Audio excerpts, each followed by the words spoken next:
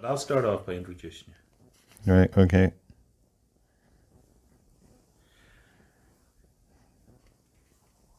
We're here today to talk with John Bradley.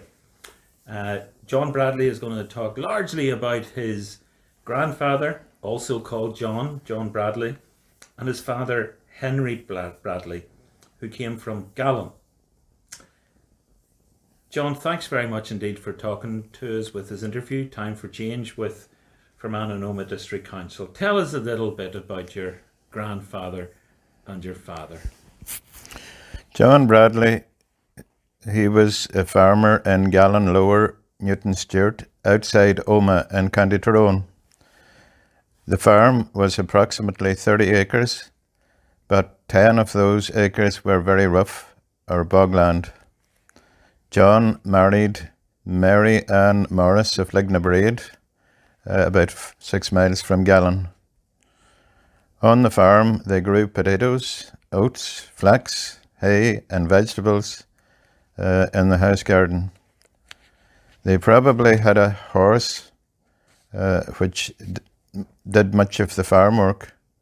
They had perhaps 4 cows. They had sheep, a goat, and sows and pigs for fattening and selling in the for killing perhaps, and selling the meat for ready cash. They also would have hens and ducks and even turkeys for the Christmas market. Many family showers required 2 horses, so the Bradleys would probably have shared their horse with a neighbouring farmer. In our case, it was Andy John Graham. He had a horse, and my father, John Bradley, had a horse, and they would share. The two horses would work, do the heavy work in the farm. The children and the adults would help the neighbouring farmers at busy times of the farming year. The Bradleys, John Bradley and his wife, had 6 children born at roughly 1-year intervals. First oldest was Charlie Bradley, born in 1888. Willie Bradley, born in 1889. Margaret, born in 1890. John James, in 1895. Rose, born in 1898. And my father, who was born in 1899. John Bradley, tragically, my grandfather, died of TB at the age of 54, leaving a widow and 6 children. The family lived in a 2-roomed thatched house without sanitation and water, and with using a communal well for water. Mary Ann must have been shocked at her husband's early death, but she continued to farm, and she continued to finish off the new barn that had been started before John died. Henry, my father, remembered until his dying day being sent to school when he was perhaps too young. Gallon School was a single-roomed school with perhaps 50 children in it, and perhaps 1 teacher only. So you can imagine that the teacher was under great stress. Anyway, Henry was slapped on his first day at school because he didn't know the difference between an A and a D. Mary Ann probably sent Henry to school far too early because she didn't want him about the place when the building of the barn was in progress. John Bradley's brother, was a sergeant in the Royal Irish Constabulary, whose wife had died early, and his young son Joseph was reared by ants in Gallen. Later, Joseph fought in World War I and was killed on the Western Front. His body was never found. Charlie and Willie emigrated to Australia, but returned after 8 years and bought farms. John James emigrated, but never returned. Margaret and Rose Bradley married locally. John, that's fantastic, and there's so much there that we can talk about in a bit more detail as well. But it's a fascinating family history, even from that short summary that you've given us. And I know you're talking to us on behalf of Drumquin Historical Society. Tell us a little bit about that and about Gallen and Newton Stewart. Gallen, when the Bodley, the map maker for the British government, way back in the 1600s, he had to allocate and suggest what land should be given to the settlers and what land should be left for the native Irish. And Bodley's verdict on Gallen was that rough places like Bessybell and Gallen should be reserved for the native Irish. So that gives you an indication about the quality of the land in Gallen.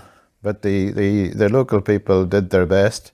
They broke in an awful lot of mountain land, and some of the land in Gallen is quite good, especially my farm, which is in the valley of the Burn. But then the rest of Gallen, the upper parts of Gallen, is nothing but heather. Tell us a bit about your grandmother, especially, because I'm hearing what you've said, and your father Henry was one of 6 siblings born within 12 years. Yes. 11 years, 10 or 11 years of each other. Yeah. And when your grandfather John died at just 54 years of age from That's TB, right. Yes. His wife, your grandmother, was left with 6 children, all 11 or 12 years of age or under. That's right. That must have been a terrible strain on her at that time. We never, I think there's an Irish trait that we don't really talk about the really, really bad times. I have only just in researching for this program of yours, I have investigated the circumstances of my granny a bit better. And I realise the efforts that Mary Ann made after my grandfather died to keep the farm running, and the courage that she had to continue building the barn, having people building the barn. And it makes me sad that when just before I inherited the farm, I allowed people to knock down the barn, because those barns nowadays are not really practical. For the doors are too slow or too narrow, and the floors are generally rotten and unstable. So it makes me sad, the fact that I allowed that barn that Mary Ann had worked so hard to get built, and there it was, taken away. And it's in a context as well. If your father was maybe 1 or 2 years old when your grandfather passed away from TB, I suppose that was a common thing in Ireland in those days, and so families just got used to that and got on with things. Funny enough, yes, you're quite right. Funny enough, my other grandfather died of TB in his 50s, and he lived maybe 7 or 8 miles away from the Bradleys. It was and leaving 2 girls to run the farm after the father died. And that was how it worked. You mentioned that your father maybe went to school a little bit young, to Gallen Primary School, and was slapped because he couldn't tell the difference between an A and a D. Yes. I'm a lot older than him, and sometimes I can't tell the difference between an A and a D. But again, that's an ordeal for a 3-year-old, isn't it? And he obviously remembered it until he died. And until he died, I'll talk a wee bit more about Gallon School. Yeah. Gallon School probably only had one teacher at that time and maybe 50 pupils. Later on, the school was partitioned into two, and they had two teachers. Excuse me.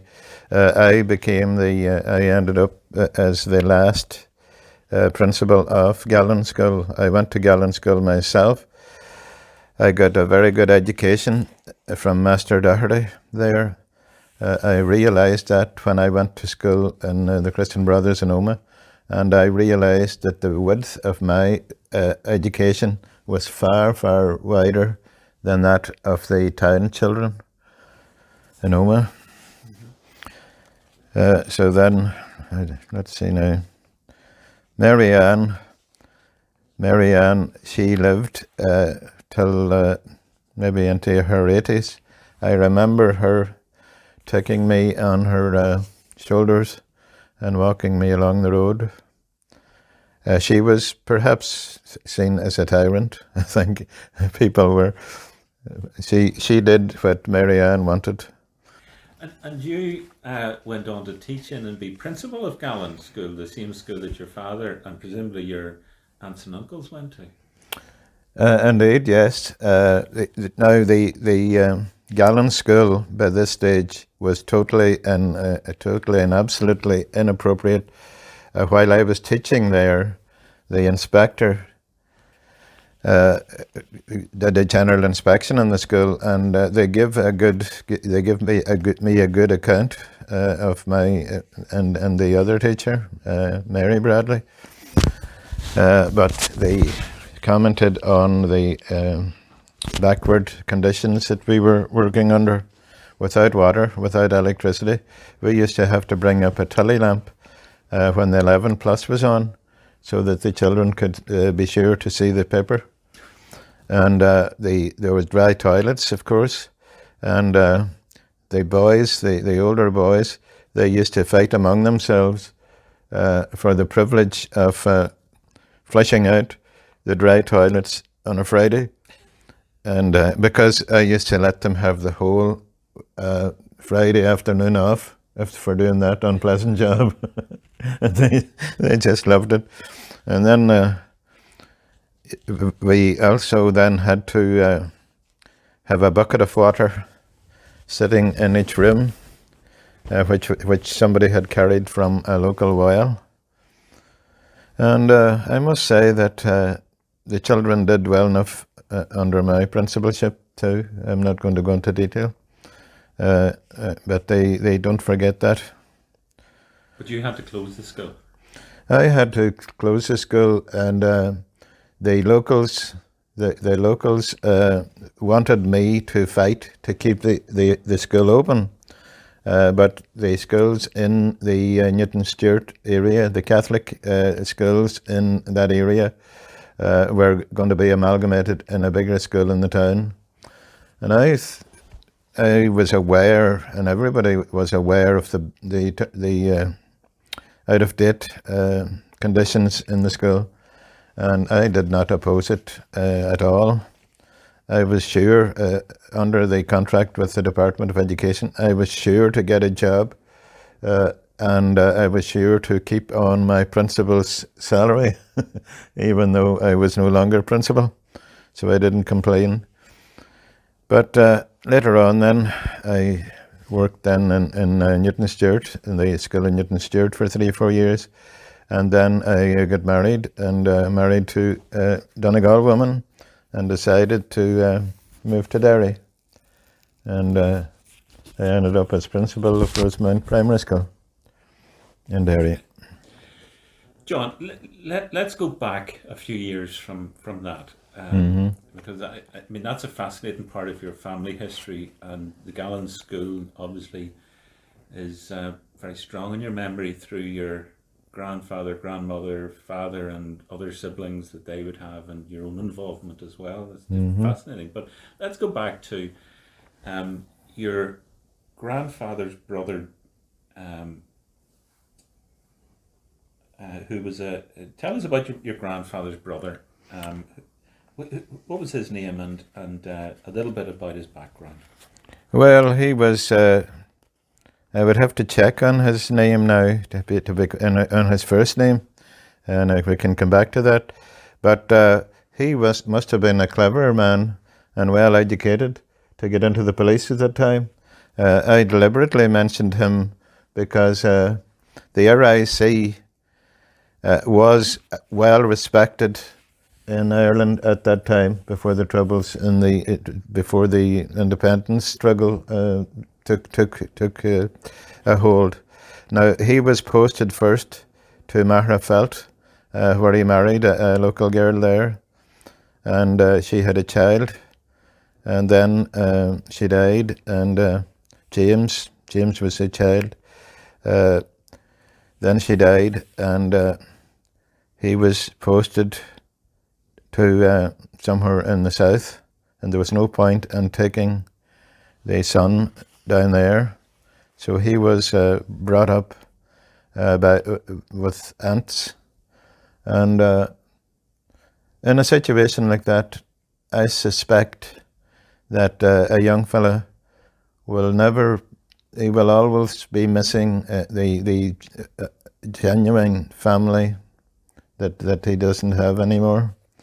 And there was also, and the army, the Royal Enniskillen Fusiliers would have given a good family atmosphere. And also John Redmond was encouraging all Irishmen to join the British Army, finish the Germans, and then they would get their independent Ireland. Unfortunately, he was killed somewhere on the Western Front, and his body was never found. His name is on that great arch. I don't remember the name of the. Yes, his name is there. I've been there and seen it. So you have a grandfather who died at 54, sadly from TB.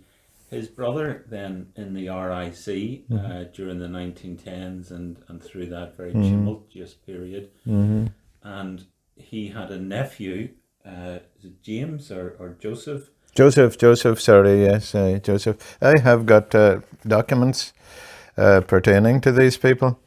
And Joseph was in the army fighting in France. He was fighting in France. Unfortunately died. That's right, yes. Do you know where he died? They don't know. They're not specific about it. I suppose if I was more punctilious about it, I could perhaps find whereabouts more precisely. But even in that, you've got illness, which is putting such pressure on your direct family and your grandmother with the death of your grandfather. You've got the RIC, who had a policy of moving people to different parts of Ireland, and so your grandfather's brother's son is then brought up by your grandfather's sisters or other aunts. Well, other aunts, yes. It's a really, there's a lot of pressure on families in that time that you probably wouldn't see now. And we have a medal, or there is a medal for Joseph. Joseph's medal is in the family. There's a photo of it in my book. And I also have my father's IRA medal. Well, tell us a bit about that, because that's what I was coming on to. So you've got a great uncle who was in the RIC. You've got I'm not sure whether it's a great cousin or a second cousin who's in the British Army fighting across in France and unfortunately dies. Tell us about your father then, who is a cousin of Joseph and related to your grandfather's brother, is the nephew of your grandfather's brother who was in the RIC. Tell us about your father, Henry. Well, all these activities were surreptitious. My father would not, till his dying day, tell me the name of his comrades, but I had a rough idea of some of them, because some of those people came back after the quite a lot of former British Army men from Newton Stewart came home and drilled the local IRA. And were they all armed, the Tyrone and Donegal IRA men, or was there some of their arms were better than others? No, they were. I wouldn't know the detail, but I would imagine that they had a minimum of. Sorry about that. They would have a minimum of weapons, probably revolvers, I suspect. Tell us about the time that they lined up with your father and were allocating the guns. Well, the arrangement was made that the Donegal men and the Tyrone men would meet at the Wood Hills outside Newton Stewart, about 3 miles outside of Newton Stewart. And it was a nice evening. And they had many of them came on bicycles. And they had carbine lights, I suppose. And they were getting ready to distribute the weapons. And the Donegal men, I suppose fair enough, got the best weapons, and maybe they had indeed brought their own weapons with them. When it came to my father's turn, now he was a lieutenant, so he should have got some sort of priority. But when they got to my father's turn, they gave him a big weapon, and it was actually more like a blunderbuss, something that was out of date 100 years ago. And my father says, "How do we shoot it?" Well, and what ammunition have you for it? No, well, we don't have any ammunition for it. So what do I do? How do I use it? Well, you reach for it by the barrel and swing it on it.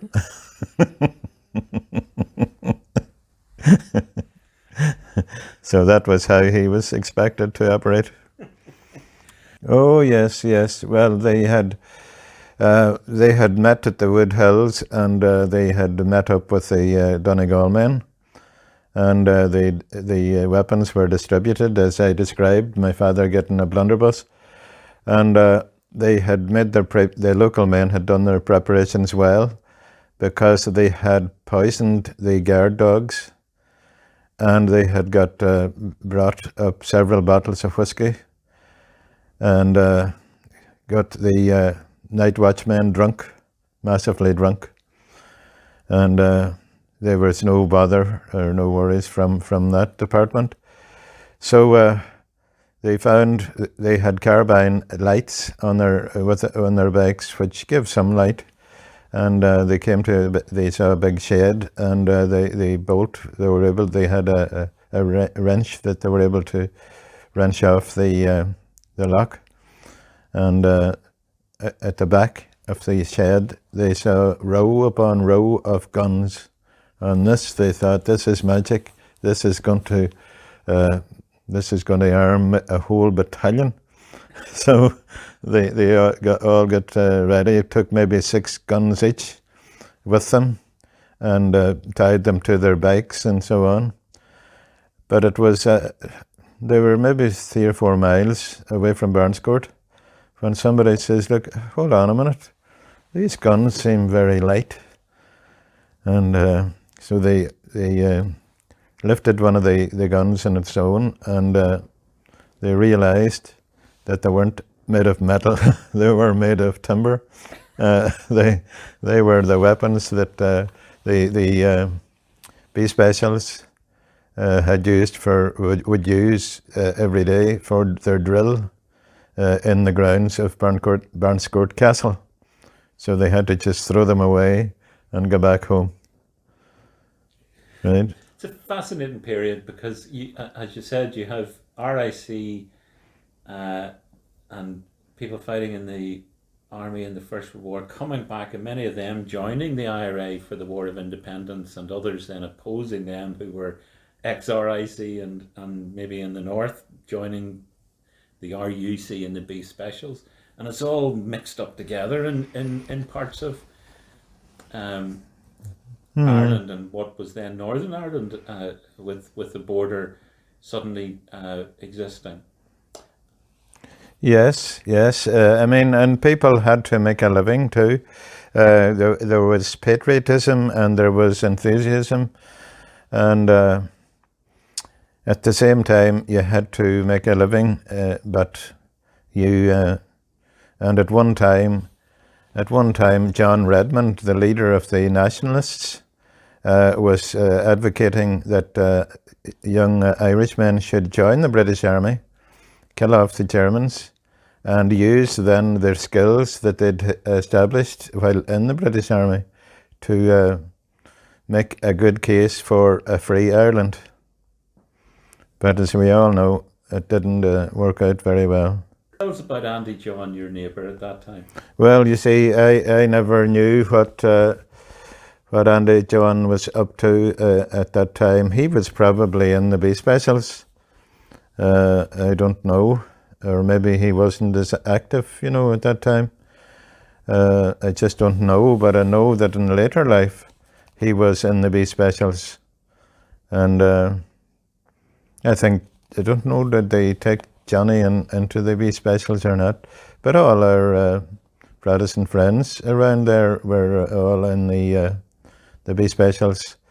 There was one family that I know with 4 sons. They were all in the B Specials, or what was the more up-to-date name that it had, the Ulster Defence Regiment. They, when the Ulster Defence Regiment was disbanded, all the members got a big handout and were able to build houses with their handouts. And that's fine. And they were very, very good neighbours to us. And we used to work through other with that family as well. Tell us a story about Andy John, and it's part of that neighbourliness, despite people coming from different backgrounds. When Andy John had a bit of an injury, but still had to ply his field. Well, my father had the injury. Well, I tell that story again then. Yes, please. My father was an intelligent man, and he loved to read and educate himself.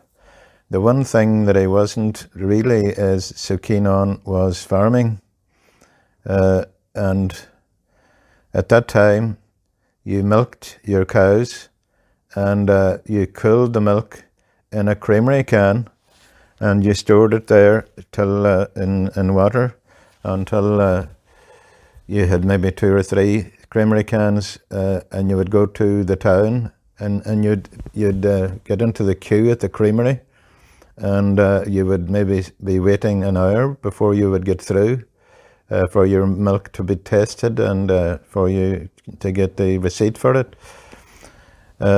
So my father would then have taken the time to buy the paper, the Irish Press as it was, and on this particular day he was on the back of the cart, pulled by the horse, and he was reading the paper, I suppose, and something startled the horse. Maybe it was the horn of a car or something like that, but the horse startled and threw my father off the cart, and the wheel went over his foot, and he was in great pain and not able to work for a long time. And it was springtime, and my father had rented out a big field from a neighbouring farmer, and this field would have to be ploughed, but all our other neighbours were busy. And Andy John Graham, he volunteered, the Protestant and probably a B Special, he volunteered to plough the field for my father. And Andy John, if you ever saw ploughing with a horse, you'll notice that at the top of the field, it's a complicated matter, and the ploughman has to spend quite a lot of time at the top of the field. And so Andy John had started ploughing the fields, and he'd maybe done a day's work in there, and overnight some of the local boys got green, white and orange cloth, sewed it together and put it on a branch in the tree, so that Andy John would have to plough. He would have to walk under the tricolour. And then the next morning he came along and said, "Oh, Andy John, I see a man like you working under the tricolour at last. Isn't that wonderful?"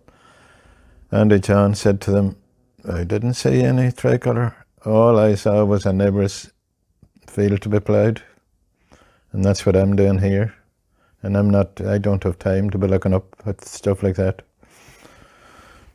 And that was an indication of neighbours helping each other out despite their, no matter what their background was. That's just the needs of farmers. Oh, definitely. That was it. That all comes first, And your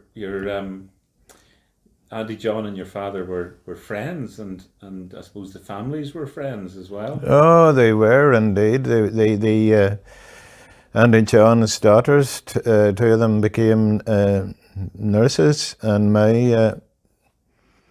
my two sisters were nurses, and they knew each other very, very well.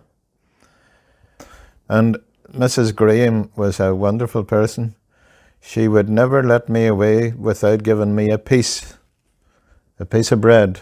Now that was a great treat. And generally speaking, the treat was very, very nice. It would be butter maybe. But sometimes, as a special treat, she would give me butter and jam on the bread. Now, John, you're going to love this. That I don't like. The problem is that I did not like. I like jam on its own or butter on its own. I didn't like both. But I never let on.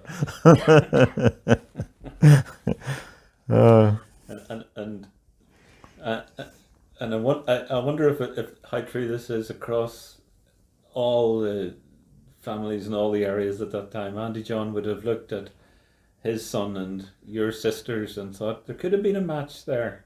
Well, that's the story about them all in the doing their work, and Andy John saying, I had 7 sisters, and they were in the kitchen doing their things. Somebody sewing, somebody doing their homework, somebody ironing, various things like that. And Andy John looked around. Andy John had a son, Johnny, who had no sign of getting a woman or getting married or anything like that. And Andy John said nothing for a minute, and he says, "Henry, there's 7 great girls you have there. Do you know what I'm going to tell you, Henry?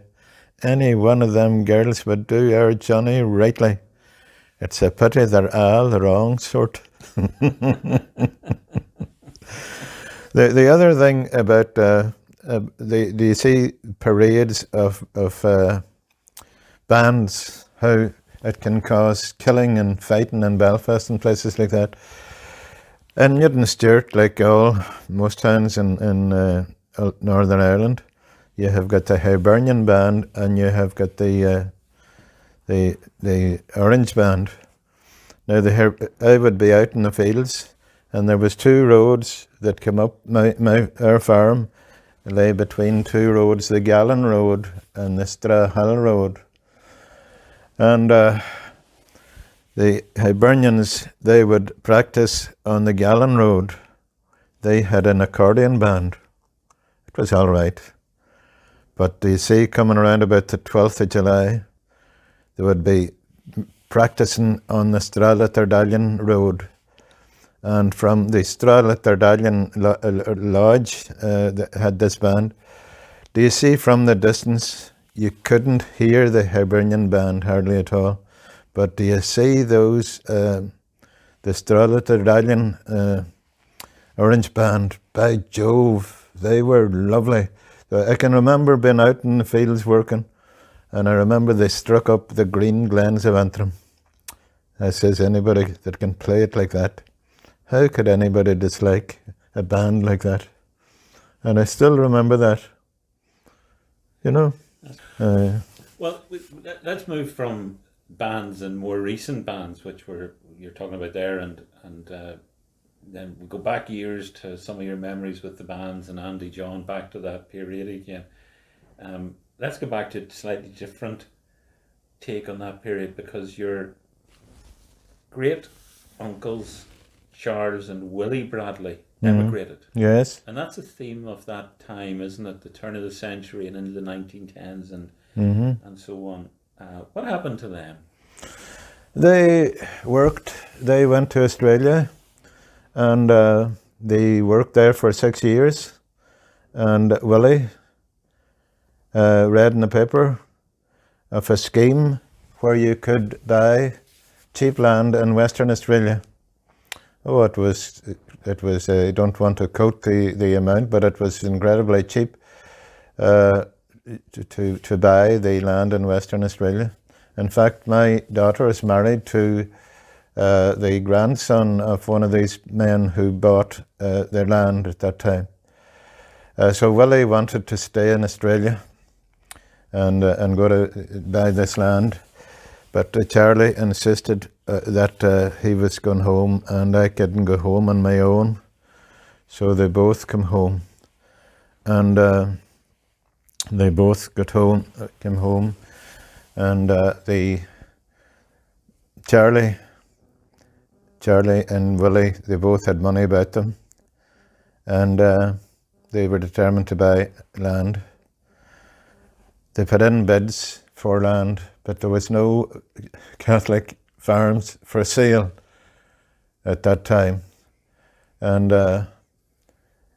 the Charlie had seen this farm at a place called Kingarrow, but he knew that it was Protestant land. But as it happens, he worked out a friendship with a solicitor in Omagh, and he was able to tell him that the man who owned the farm in Kingarrow, a Protestant farmer, was emigrating, and he was going to keep the name of the owner quiet. and so my my uncle Charlie was able to buy the farm, and he did well for about 10 years, and then the Depression came in.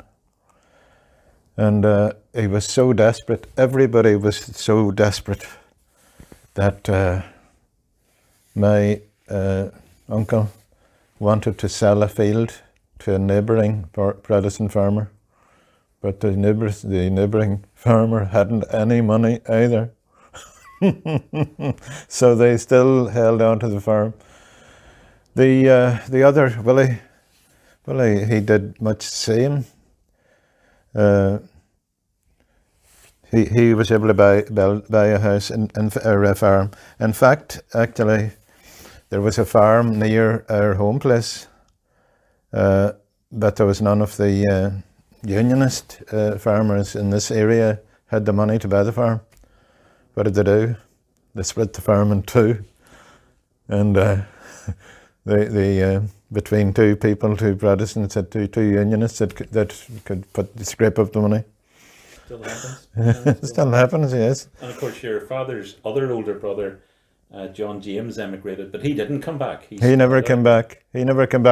His son actually was stationed in Derry during the war. My sister used to write to him, and there was plans to get him to come up to Tyrone, but the American, I'm not sure, was he a sailor or in the army? I think maybe he was a Marine. I think he was a Marine, but he could never get leave long enough to come up to Tyrone. And that same man, I went to Boston especially to see this man, to meet this man. And when we arrived, he was so incredibly poorly and really, really ill. His wife was not allowing any visitors whatsoever. This would have been your cousin? It would have been, yes. Did you get to see him? No. I didn't get seeing him because his wife didn't allow it, but I met the Boston Bradleys, and we had photographs of them and everything else, and they came home here they had a wedding in Dublin, and it was one of the cousins married a nurse from Dublin, and I was at the wedding, and we kept links for long enough. That's lovely, John. So you've got a family that over the last 120 years have had people dying early from TB, grandmothers bringing up 6 children under very difficult circumstances, those children and others joining the RIC and British Army, fighting and dying in the First World War, joining the IRA, being part of the tumultuous events in Ireland at that time. But what you're saying, and emigrating and being poorly and not being poorly, but your family's come through it all and is thriving in different parts of the world. Well, we haven't mentioned Australia yet. Go for it. There was a Bradley, and there wasn't any room on the farm for him. So he decided to, somehow or other, he scraped together the money to take himself and his, I think they weren't married at that time, to take the two of them to Australia. So they got in a train at Newton Stewart, and all talking about their plans and so on, and they'd be sailing out of Southampton, I suppose, or something like that. But they had the ticket for the train, and she excused herself at Omagh. She wanted to go to the toilet, and but she hadn't come back when they reached Dungannon, and my relation got suspicious, and he got out of the train. He was determined to go to Australia, and he was determined to have a woman with him. And he got out on the platform at Portadown and went up and down the platform. Is there a woman here that would go to Australia with me? Here's the ticket. And the two of them, he met up with this girl, and their friendship was in during the voyage. It was maybe, I don't know how long, maybe a couple of months, and they get married, and they have a family, and a massive family in Australia.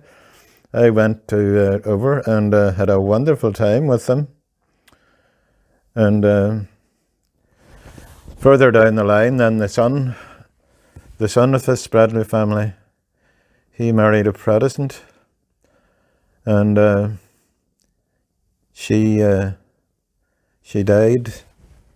Maybe they had 4 or 5 children. She was sending them to the Catholic school and all. Although she was a Protestant, and she was doing all she could. But when it came to burying her, the Catholic Church wouldn't allow her to be buried in a Catholic graveyard. And for that reason, the husband said, that's it. We're finished with Catholicism. But we went back. I had the Australian cousins. One way or another, it's complicated. They got a telegraph or a phone book for Northern Ireland, and found Bradley in it. And on a guess, they actually met up with us or identified us. And my daughter then, one of my daughters, was in Australia, and she happened to be in Adelaide when there was a special. Claire she's an ocean swimmer, and that particular time she was there, they were having an ocean swim, and somebody said to her, "You're Bradley." There was a Bradley of the name that won this competition about 1900. You're going to have to be in there.